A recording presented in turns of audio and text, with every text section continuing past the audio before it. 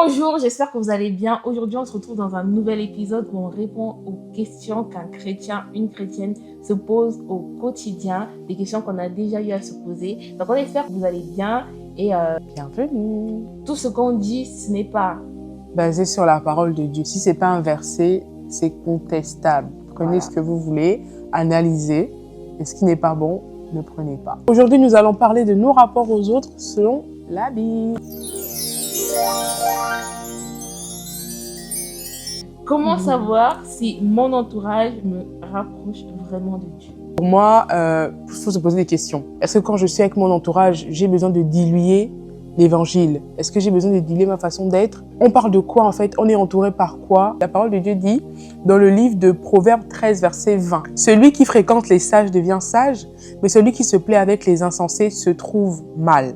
Et dans Hébreux 10, verset 24, Dieu nous dit « Veillons les uns sur les autres pour nous exciter à la charité et aux bonnes œuvres. » Donc, pour savoir si ton entourage te rapproche de Dieu, il faut que vous pratiquiez des bonnes œuvres. Et que vous ne soyez pas dissimulés, en fait, à ne pas faire des choses que vous ne pourrez pas assumer, par exemple, à la lumière du soleil. Et du coup, pour toi, c'est forcément des chrétiens ou parce qu'il y a des personnes qui sont bonnes, mais qui ne sont pas forcément chrétiennes, qui pratiquent des bonnes œuvres au quotidien, avec qui tu seras à l'aise, mais elles ne sont pas forcément chrétiennes. Du coup, est-ce qu'elles aussi, elles peuvent te rapprocher de Dieu? Là, ça dépend, parce que pour ma part, pas forcément te rapprocher de Dieu, mais plutôt on va dire, dans un état de bien. En fait, tu ne seras pas forcément favorable à faire le mal parce que les personnes par lesquelles tu es entouré, elles pratiquent des bonnes œuvres, donc elles ont des bonnes morales et des bonnes mœurs. Maintenant, si on parle du côté vraiment rapproché de Dieu, il faudrait que ce soit des chrétiens, quoi.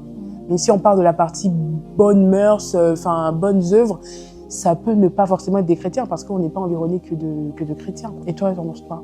Moi, je dirais il faut forcément que ce soit des chrétiens, ça peut être des bonnes personnes, mais en fait, il faut vraiment que vous ayez le même esprit.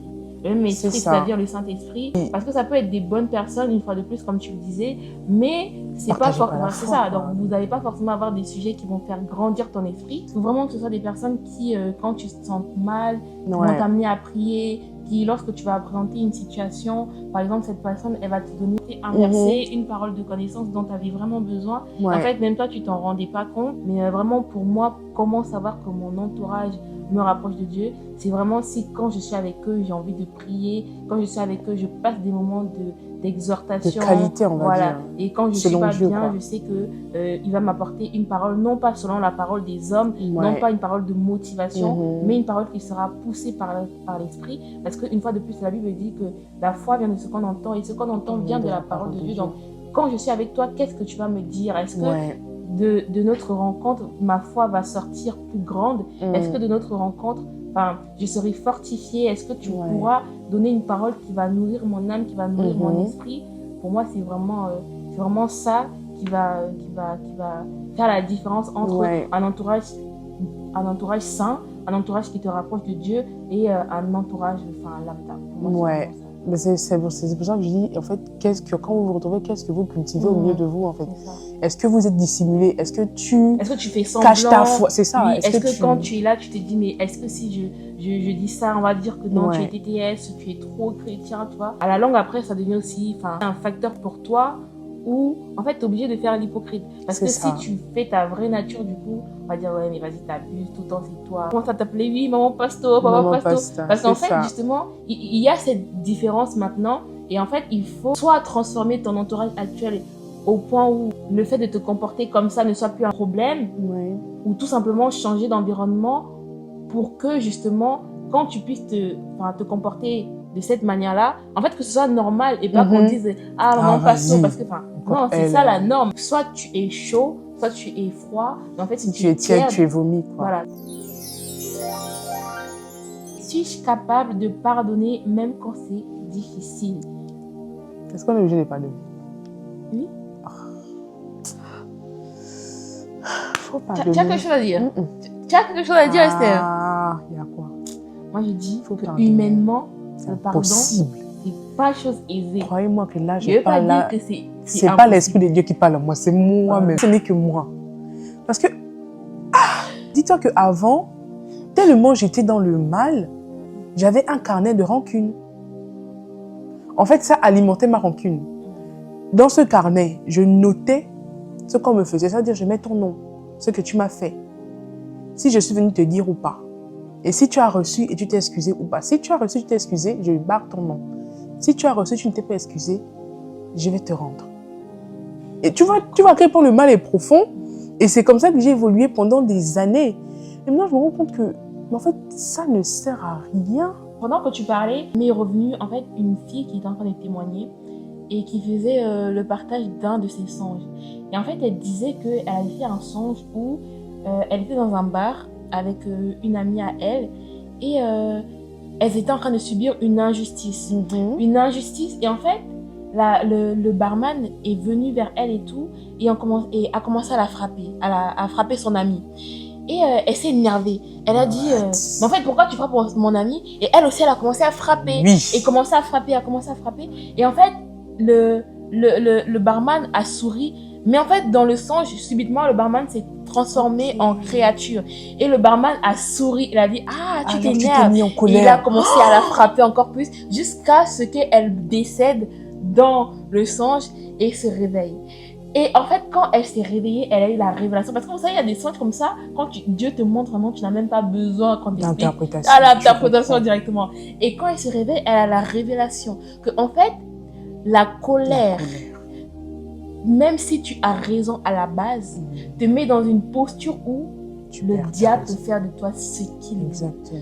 Elle avait raison dans l'histoire, mais elle a laissé la colère prendre le dessus sur elle. Et c'est pour ça que la Bible dira dans Genèse, lorsque l'Éternel préfère l'offrande d'Abel, et quand vraiment il est énervé, il est en colère, l'Éternel dira: Pourquoi es-tu irrité? Et pourquoi ton visage est-il abattu? Certainement, si tu agis bien, tu relèveras ton visage. Et si tu agis mal, le péché se couche à la porte, et ses désirs se portent vers toi. Mais toi, domine sur lui.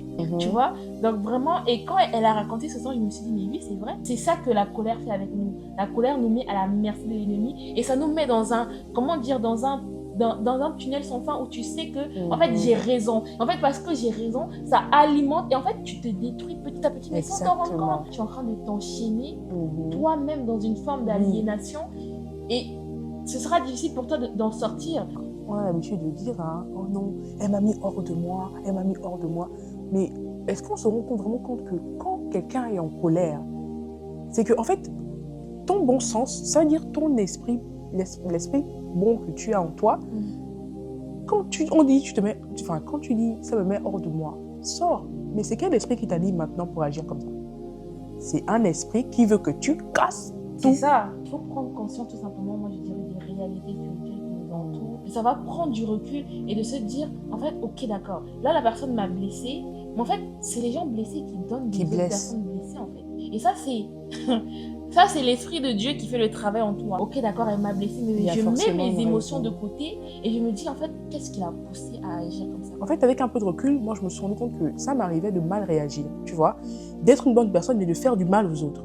Et donc, je me suis dit aussi que, écoute, si moi, en tant que bonne personne, je fais du mal aux autres, c'est peut-être qu'il y a d'autres personnes bonnes aussi qui me font du mal, en fait. Colossiens 3,13 dit: supportez-vous les uns les autres, et si l'un a sujet de se plaindre de l'autre, pardonnez-vous réciproquement. De même que Christ vous a pardonné, pardonnez-vous aussi. Il faut pardonner. Et comme l'apôtre Paul pouvait dire, nous sommes les imitateurs de Christ. La question c'est, est-ce que tu places Dieu au centre de tes relations? Oui. Lorsqu'on prend le psaume 127 au verset 1, la Bible dit: si l'Éternel ne bâtit la maison, ceux qui la bâtissent travaillent en vain. Si l'Éternel ne garde la ville, celui qui la garde travaille en vain. Donc en fait, tout simplement, il faut que tout ce que tu fasses repose sur l'Éternel, quoi. Je suis complètement d'accord avec toi. Tout ce qu'on fait doit avoir la marque du Père. Comment tu fais justement pour mettre Dieu au centre de tout, dans tes relations? Enfin, comment tu fais? J'essaie déjà de le manifester pour de vrai. Dans mon comportement, dans ma façon d'être aux autres, parce que on se rend compte que des fois, on est la seule Bible que les gens vont lire de toute leur vie. Donc, il faudrait qu'on soit en mesure de manifester la parole de Dieu, la présence de Dieu aussi. Et au centre de mes relations, de façon mais alors là, très générale, c'est que moi, je prie pour mes proches, je leur dis que je prie pour eux, ils savent que je vais à l'église. J'ai aucun problème à dire aux gens que je ne peux pas parce que je dois aller à l'église, quoi. En fait, je recherche vraiment l'approbation, la vie de Dieu constamment dans ce que je fais, dans les prises de décision. Il a son mot à dire dessus. En lui donnant la place qu'il lui est due, finalement, pour moi, c'est vraiment subtil et c'est ça pour moi. Ouais, c'est vrai.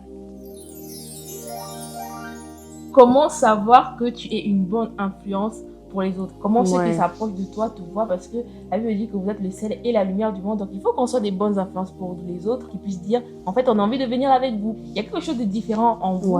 Donc, en fait, comment, selon toi, être une bonne influence? C'est quoi les questions qu'on doit se poser, justement, pour prendre conscience que si je ne suis pas une bonne influence, bah, à l'avenir, commencer à le devenir. Une des seules questions que je me pose par rapport à mon entourage et par rapport à moi-même aussi, pour savoir si moi, je suis quelqu'un de fréquentable, c'est est-ce que j'aimerais être entourée de 5 personnes comme moi au quotidien?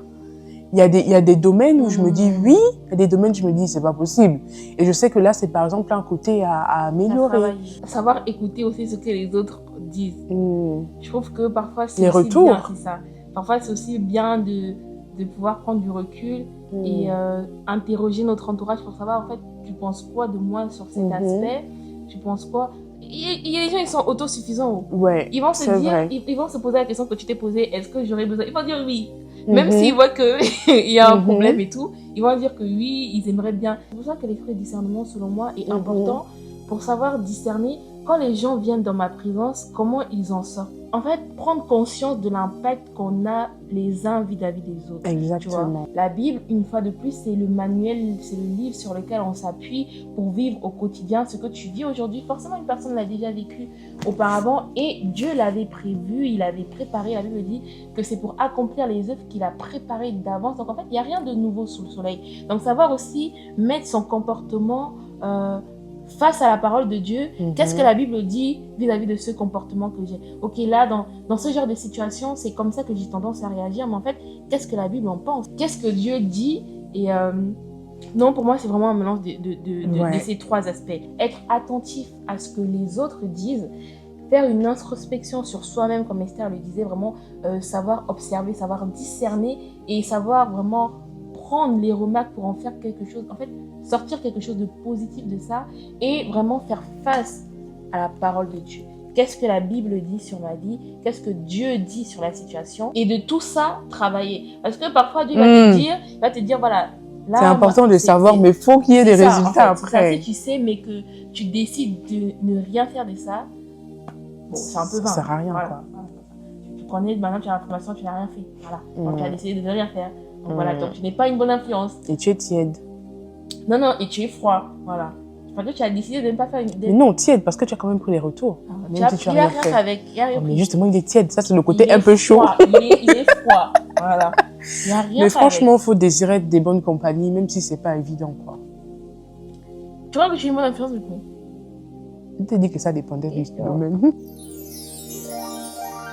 Ce n'est vraiment pas dans la vidéo de base. Mais je veux revenir là-dessus. Je prends un exemple. Si tu es dans une difficulté, tu viens me parler directement en parlant. Si vraiment on a le même esprit, on est connecté à l'esprit de Dieu, Dieu va me donner la révélation, une parole de révélation pour ta situation. Mais maintenant, c'est pas parce que Dieu m'a donné la révélation que moi aussi je dois dire n'importe comment. Tu vois, il faut que je sois intelligente pour savoir comment formuler la phrase et pas pour dire que oui, mais si tu es dans cette situation, c'est parce que tu as fait comme ça. Tu sais que la Bible dit ça. Non, il y a l'esprit à nourrir, il y a la chair aussi. En fait, il y a juste besoin de compassion, d'être là, sans rien dire.